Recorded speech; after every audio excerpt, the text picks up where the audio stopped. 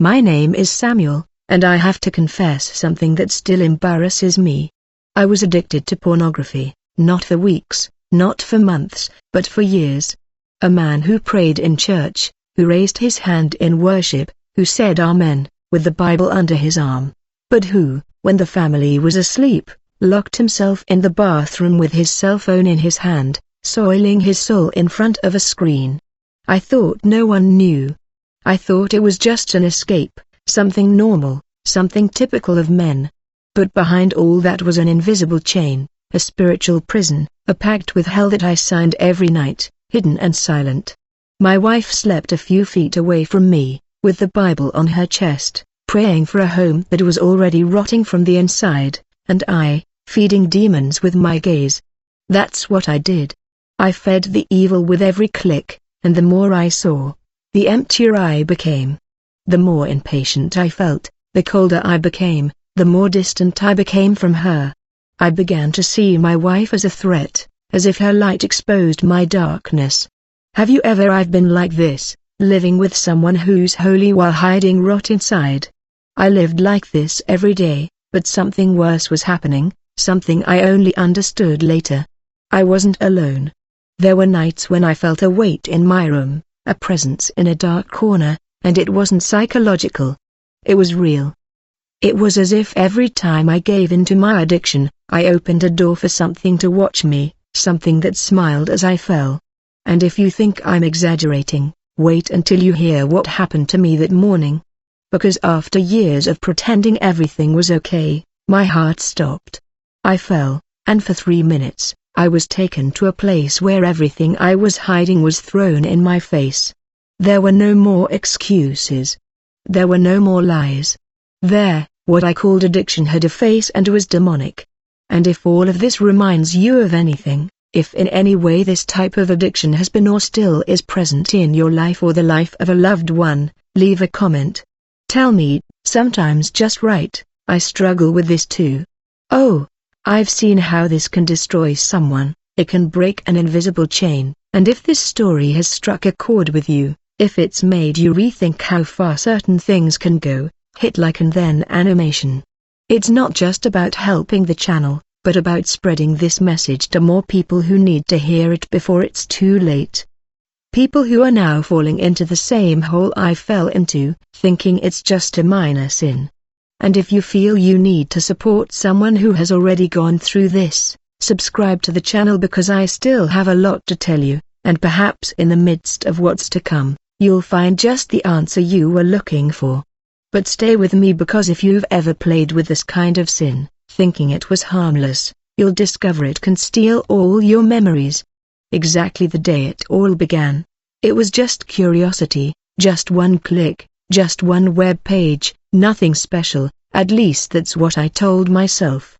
I was alone in my home office. Everyone was asleep, and there, in front of that illuminated screen in the darkness, something opened. Not only in the browser, but inside me. At that moment, I had no idea I was taking the first step toward an invisible prison. A prison that no one could see, but that bound me inside day after day, without visible handcuffs. Without bars, without fanfare, but with a destructive power that, when I look back today, terrifies me. At first, it was something spaced out, once here, once there, just to relieve stress, just to relax, while my wife didn't notice. While the kids slept, while everything seemed normal on the outside, I kept preaching. I kept singing, I kept smiling at prayer meetings, but inside, my soul began to sicken. No one knew, not my wife, my pastor, or my closest friends. But God did, and deep down, so did I. Pornography didn't knock on the door with screams or promises. It came stealthily, as if offering temporary solace, an escape route, pleasure at no cost, and I accepted it. I accepted it because it was easy, because it was safe, because no one saw it. But the price was high, and it was paid in silence. First, the emotional exhaustion, then the lack of interest in my wife, then the irritation for no reason, the distancing, the glances that avoided hers. It was as if I were slowly separating from her, even though we slept in the same bed. as if my mind was reprogramming itself without me realizing it. Because that's how it was, I could no longer focus on God. I couldn't pray. When I tried, images assaulted me like poison darts. When she spoke of spiritual things, I felt dirty, unworthy, impure, but still. I kept connecting, I kept coming back because it was no longer a choice. An addiction, a cycle, a prison, and perhaps worst of all, I believed I could control it, that one day it would suddenly stop. But that's not how chains are broken, that's not how the soul is freed. And if you've made it this far and understood what I'm talking about, if it's ever happened to you or someone you love, write the following sentence in the comments. I already knew about this invisible prison. Sometimes, just by admitting it, a key starts to turn, a chain begins to weaken, a light begins to shine inside. But what I didn't know was that that innocent website, that hidden click, was just the initial invitation. What was behind it was something much darker. And the first time I realized it was in the most terrifying way you can imagine. At first, it was almost imperceptible, small changes, almost invisible to the eyes of someone who has lived with her for years, but I knew it, I felt it. Every night, when I returned to the same room where she slept peacefully, the weight of my guilt mixed with a tiredness that didn't come from my body, but from my soul. The desire was no longer the same, not because I had changed, on the contrary, I was still the same strong, sweet, and faithful woman, but because my gaze was contaminated. It had fueled a type of pleasure that distorted reality, distancing me from her, making me compare, criticize, and despise. Without realizing that it was pornography that was corroding my marriage from within, I began to avoid touching her. Kisses became protocol, superficial conversations. And when she tried to get close, when she wanted to pray with me or simply share her heart, something inside me closed up. An inexplicable irritation. A discomfort with her lightness, with her purity. It was as if her clean, true spiritual presence revealed even more of the dirt inside me, and I didn't know how to deal with it. Instead of confessing, I hid. Instead of opening my heart, I attacked. I began treating her coldly. I distanced myself emotionally. I made excuses for not being home, and even when I was, it was as if I wasn't there. She noticed, of course, that she was, but she didn't say anything, she just prayed.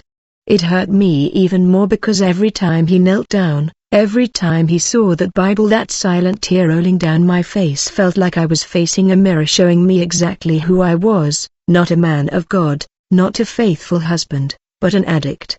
Hiding behind a Christian facade. The worst part was that he never accused me, never raised his voice, never embarrassed me, and that made it even more unbearable because his patience shamed me. His love humbled me, and instead of breaking me, I hardened, became rude, distant, cold. The silence between us grew like an invisible wall, and every time he said, "Okay," the lie grew stronger inside. If you've ever experienced this emptiness at home, this distance that has no name but hurts like an open wound, write here in the comments. The silence also screams. Sometimes it's this kind of phrase that connects stories, that gives someone the courage to acknowledge what's still hidden, but no matter how hard I tried to hold it together, something inside me was already starting to crumble, and what happened next was the first sign that there was something much darker. Behind what I imagined it was late, the house was dark. I had just turned off the living room television. Another night wasted in silence, pretending everything was under control. I walked slowly down the hallway, trying not to make a sound, but I stopped dead in my tracks when I heard a muffled sound coming from the bedroom, a whisper. A broken voice. I approached and realized it was her. My wife was on her knees, praying. It wasn't a pretty prayer, one of those we learned to repeat automatically. It was a cry, a clamor. It was as if she were giving her own heart with all the strength she still had left. And the hardest part of all was hearing my name. In 1960, amidst that clamor, Lord, I don't know what's wrong with her, but I feel distant, cold. With a heavy heart, I don't know what's behind it, but you do. Deliver him, Jesus. Free my husband, bring him out of the darkness. Don't let our home die. I stood still. A lump formed in my throat. It pierced me like an arrow because she was praying for something that not even she knew. Certainty, but I did know exactly what was holding me back. I knew what I was doing in secret. I knew what I was nurturing in the darkness of my mind, and hearing her cry out with faith, with pain, with love was like a punch to the soul. But I didn't go in, I didn't hug her, I didn't confess. I returned slowly, like a coward, shielding myself in my pride. I went to bed, pretending to sleep, and when she returned to bed with red eyes and her face still wet, I turned to the other side because I didn't have the courage to face her. The silence between us that morning was more deafening than any argument. There, I understood something. Hell doesn't begin after death, it begins here when we turn away from everything pure, true, and spiritual. And that night, without her knowing, my wife lit the first candle inside the dark cave where my soul was trapped. Have you ever heard a prayer like this, one that moved you in a way no one else has? If so, comment below. I heard a prayer that tore me apart.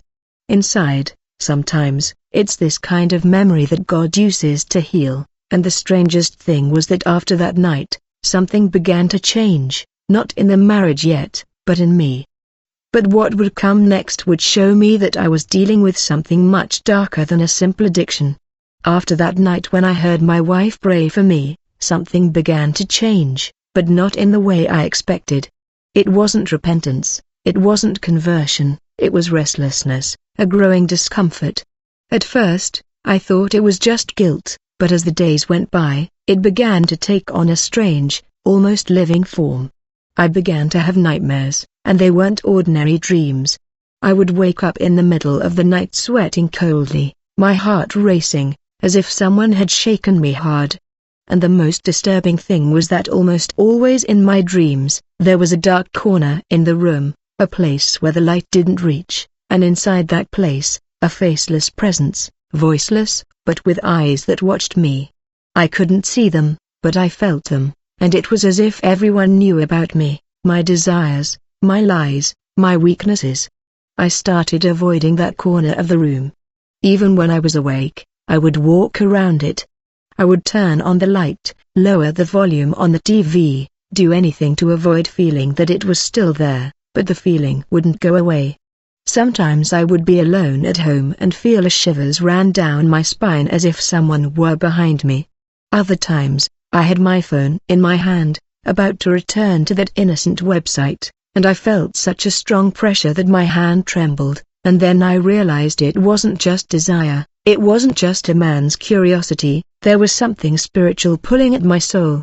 A silent but active force. Something that didn't just want my attention, it wanted my destruction.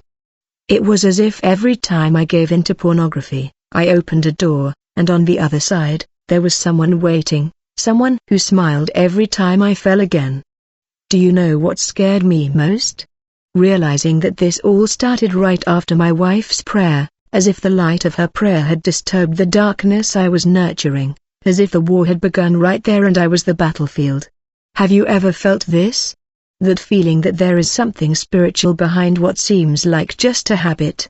If so, comment below. I felt it wasn't just desire, it was spiritual. Your experience could help.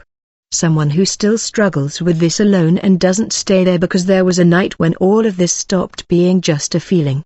I saw it with my own eyes, and that's what I'm going to tell you now. As the oppression grew in my house and my heart hardened more and more, I continued to feed that addiction like someone feeding a monster, alone in my room in the middle of the night with the lights off and headphones on. That's where I thought no one could see me, that it was just me and the screen, which was alone again, just a few minutes.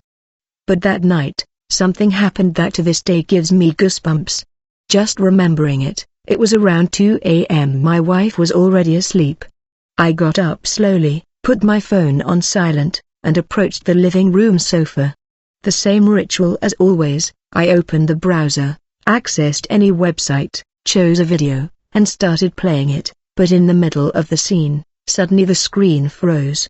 At first, I thought it was I just waited for the connection to load, but the frozen image began to distort. Little by little, the colors darkened, and the facial features of the woman in the video began to distort. Her eyes, which had previously been looking elsewhere, turned directly toward me, and then it was as if everything around me disappeared. Her eyes, or rather hers, stared at me, cold and dark, lifeless, but full of a kind of awareness, as if they knew I was there, as if they had been waiting for me. My body froze. The sound cut out, and for an eternal moment, the face on the screen transformed. Completely, it wasn't human, it was a demonic face in disguise, emerging from the pornography to reach me. That creature looked at me with hatred, as if to say, "Now you're mine." I threw down my phone, shaking. I turned off everything.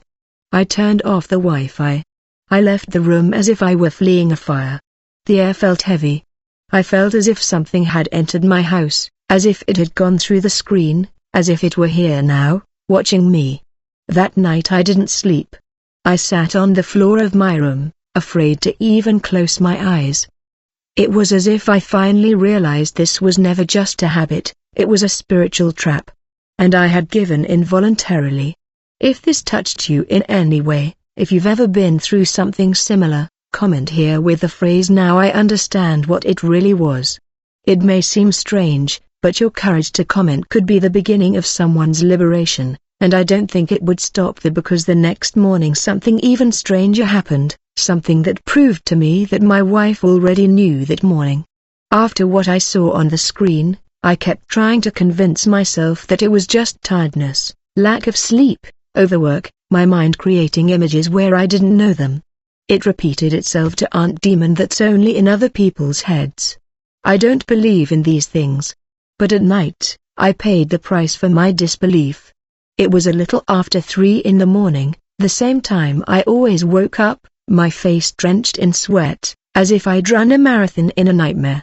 Only this time, I couldn't even get up. I opened my eyes, and the room was completely dark, darker than usual. A darkness that seemed alive. I heard a dull noise, like a raspy whisper, coming from the corner of the room. Then I saw it. A dark figure standing there, staring at me. My whole body froze. I tried to get up, but I couldn't. I felt the mattress sink right next to me, as if someone had sat down there. It wasn't my wife. She continued sleeping motionless, as if she didn't feel anything, but I felt everything. An absurd weight on my chest kept me from breathing properly. It was as if invisible hands were pressing against me. The bed. I tried to scream but my voice wouldn't come out. I tried to move my legs and arms but nothing responded. I was awake, conscious but paralyzed, and in that silent darkness, I realized this wasn't psychological, it was spiritual. The figure was approaching. It had no face, just a shadow, and even without eyes, I knew they were watching me. A shiver ran down my spine, and in that instant, a truth ripped apart inside me. I was exposed not only by pornography but by everything I carried hidden, the contaminated heart, the unconfessed sin, the absence of God in me. The door was open and they knew it. When I finally managed to move, I fell to the floor. Shaking, crying, and for the first time in a long time, I murmured a weak prayer. Formless, but it was all I could say. God help me. If you've ever experienced something similar, if you've ever felt a presence watching you while your life was steeped in sin, comment here. I didn't know it was spiritual. You can be sure your experience could open someone's eyes today. But it wasn't just that night. What happened in the following days showed me that I was fighting a war and that the battlefield was my own home. It happened on a normal afternoon. I was home alone. I had argued with my wife before, and as always, I locked myself in the room with my cell phone in my hand, looking for the typical dirty relief. But this time, my body began to shake. A cold sweat ran down the back of my neck. I felt a tightness in my chest like never before. I tried to get up, but it was as if my legs had disappeared. Everything went dark. I fell to the ground with force. I still remember hitting my head against the floor. I tried to call someone, but I couldn't even breathe, and then everything stopped. The sound, the light, the time. My heart simply stopped beating. The doctors said that after about 3 minutes, what I experienced there seemed like an eternity. I woke up in a place that was not this world. It had no walls, no roof, no color. It was like being underground, but with no ground around me. A dry, arid valley. The air was heavy, and in the background, I heard screams that they came from one place. They were everywhere, and every scream seemed to contain a pain I didn't know a soul could bear. I tried to run, but my feet sank into a kind of dark dust, as if everything there was dragging me down. The sky didn't exist, only dense shadows moving slowly like living smoke. And every time I tried to look ahead, something made me look inside. It was as if that place revealed everything I was trying to hide. Every lie, every vice, every dirty thought, every disregard for my wife's faith. Everything there was alive, burning inside. And then I understood. That place was real. It wasn't a dream, it wasn't a hallucination. It was the reflection of my soul. A place where God's light doesn't enter. An echo of hell. And I was there. Maybe you think it's an exaggeration, that it's an invention. But I ask you, are you sure your sins aren't taking you there? Also, if this moves you, comment below. I don't want to know that place. It may seem like a simple phrase, but it could be the first step toward liberation for someone who loves you. I follow in silence because what I saw next was worse than any scream and I will remember it forever. I don't know how my feet moved. I walked, but I didn't know where. It was as if the valley itself was taking me. Then I heard a voice, not from outside, but from within, a voice saying, "Here are those who have hidden their sins." That phrase pierced me like a sword, and suddenly I began to see faces. They weren't strangers, they were people I knew. Some were from my old church. I followed others on social media. People who preached, sang, smiled at Sunday services. But there were no smiles anymore, only empty eyes, empty like wells without in the background. They remained still, as if trapped within themselves. Their bodies were covered in a kind of grey smoke that seemed to cling to their skin like shame incarnate. There was no fire, but the pain was visible. It was a moral pain, a pain of the soul. As if each of them were consumed by the weight of everything they had never confessed. One was crying without tears, another was trembling with clenched teeth. They all had something in common. Their eyes were unblinking and seemed to look directly at me, as if they knew I was hiding it too. I approached a man. His face seemed familiar. He was a respected leader in the church, a family man. I remember hearing him preach once, with such beautiful words about repentance. But now he was standing there with his hands crossed over his chest, as if trying to hold back something that was bleeding inside. He looked at me, and in that look I understood. He had never confessed. He had never exposed himself. He lived like me, seemingly afraid of the shame of men, but blind to God's judgment with every step. Faces: a woman singing praises, a pastor whom everyone praised, a young cell leader, everyone there burning in silence, and that voice returned, "Here they are. Those who have hidden their sins." At that moment, I wanted to scream, run, disappear, but the earth seemed to draw me in, as if the valley knew me, as if it knew I was wearing a mask, and the worst part was that I began to hear phrases that sounded like mine. "It's just a small sin, no one has to find out. I can control myself, I can stop whenever I want." That tore me apart inside. Have you ever wondered if someone you admire, or even yourself, could be here in this place? If this passage moved you? Comment below. I don't want to be found in the valley of shame, but what awaited me ahead was something I could never have imagined, and then I stopped. In the middle of that valley, there was something that stood out among everything, a mirror, but it wasn't ordinary. It was ancient, framed with something that looked like burnt bone, and it didn't reflect appearances but the truth. I approached with fear, as if something inside me already knew what I was about to see. When my eyes met that reflection, a shiver ran through my body. That was me, but not as I saw myself in the world. It was as God saw me. My face was pale, my eyes dull with deep dark circles, and my skin blackened by something that felt like coal and shame. But the worst part was the chains tied to my chest like sharp claws digging into the flesh of my soul. Chains with names: occultism, addiction, lies, pride. I wanted to look back, to flee, but the mirror wouldn't let me. It was as if I were alive, as if it were forcing me to see the rot I'd carried for years, even when I went to church, even when I preached, even when I pretended to be okay. Then I heard it, not just any voice, but hers, firm, full of pain but also authority. She said, "While you thought everything was pleasure, hell was watching you." In that moment, everything made sense. Those eyes on the screen, that presence in the room. The nightmares weren't just flesh, wasn't just impulse, it was spiritual. It was a pact, it was an alliance. Sin wasn't just what I did in secret, it was what connected me to a realm that pretended not to exist. And the most terrifying thing was that every time I said just one more time, I tightened those chains even more. Every click, every impure thought, every lie I told my wife and myself was a contract signed with hell. And now I saw it all. And have you ever stopped to really look at yourself? Have you had the courage to look in the spiritual mirror? If this moment moved you, write here in the comments, "God, show me who I really am," because this prayer can be the beginning of your liberation. But the most shocking thing was yet to come.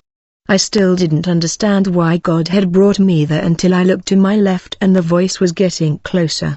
It wasn't just firm, it was sacred, it was just, and it cut like a sword. It didn't scream, but its presence crushed everything. I trembled and heard with complete clarity, "You have given your eyes to the enemy." I froze. I tried to justify it. As always, Lord. It was just an image. I never touched anyone. I never cheated.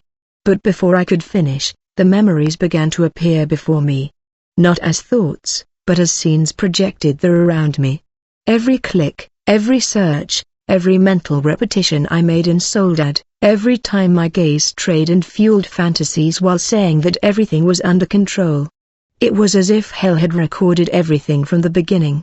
And I saw the faces of the women I had desired with my eyes, faces I didn't remember. And behind each one, shadows that fed on my weakness. And in that spiritual tribunal, I understood my record was my contract.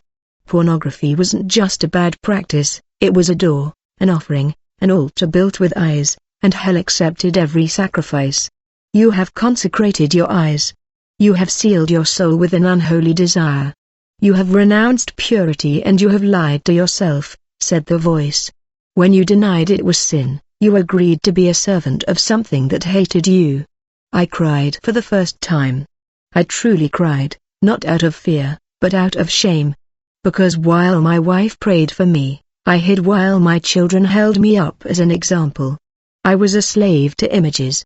Even though I said, "I am of God," my actions said otherwise.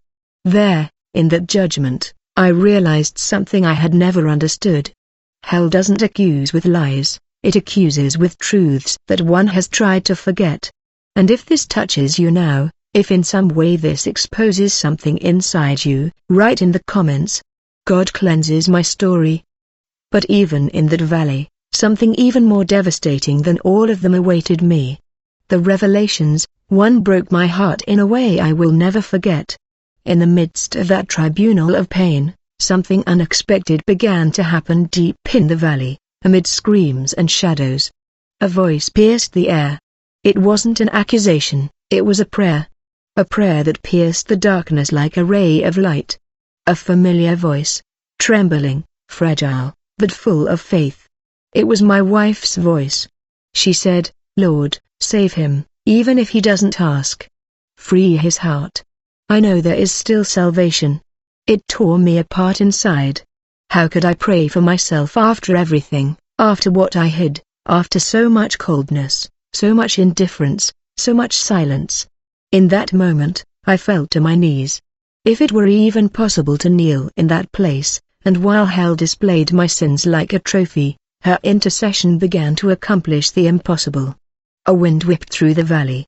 The voices ceased, and a light, at first dim, began to illuminate me. It wasn't warm, but it was alive. It was mercy taking form. And I heard another voice. This time from up, not one of judgment but of love. She didn't give up with you, and because she prayed I heard her. In that moment everything around me began to tremble. The chains creaked. The pain was still real, but there was something different, a kind of tear in reality, as if heaven opened a path through hell. It was a portal, a call, and then I understood who prays with faith can break even the oldest pacts, the most hidden vices, the most shameful sins, because God always listens. I wanted to scream, but my voice didn't come out, only tears, because the prayer of a woman who loved me more than I deserved was taking me out of the clutches of hell, not because I deserved it but by grace. If you still pray for someone even if it seems impossible, write below, should I keep praying for him or should I pray for her? God hears you more than you can imagine. And it was there, under that growing light, that I realized something was about to change. But what came next was deeper than any hell. I woke up with white lights on the ceiling. A continuous beeping filled the room. The doctors' voices were saying things I barely understood. I was in the hospital, alive, but something inside me had died, and at the same time, something had been born. For days, I didn't say a word. My wife sat with me in silence, trying to understand. All I did was cry. I cried so hard that my throat burned. It wasn't physical pain, it was shame. It was heaviness. It was the echo of everything I had seen, of everything that was inside me. They said I had a heart attack and almost died. But how can I explain that I went beyond that? That I saw hell? That I tasted damnation? That I heard my name echoing in the mouths of demons? It wasn't possible, and I didn't want to look her in the eyes. How could I face a woman who prayed for my soul while I desired others on the screen? How could I explain to her that behind that addiction was a real entity, a spirit that wanted to destroy my marriage, my future, and my salvation? So I stayed silent. I spent days avoiding any kind of conversation. I refused to touch my cell phone, even avoiding the mirror, because I knew that the vision of the man in chains, with darkened eyes and a dirty soul, was still me inside. My wife, not understanding what was happening, cried with me. She didn't know what she had seen, and yet she was still there. I remember one morning when I woke up, went to the bathroom, and looked at my hands. I asked in a low voice, "Lord, why did you let me come back?" Perhaps those listening to this right now have already felt something similar. A weight that no one sees, a sorrow that screams in silence. If so, comment below. I know what it's like to feel this way. You are not alone, and it's not the end yet. Because even when everything seemed broken, God continued to write a new story in my life. It took me days, maybe weeks,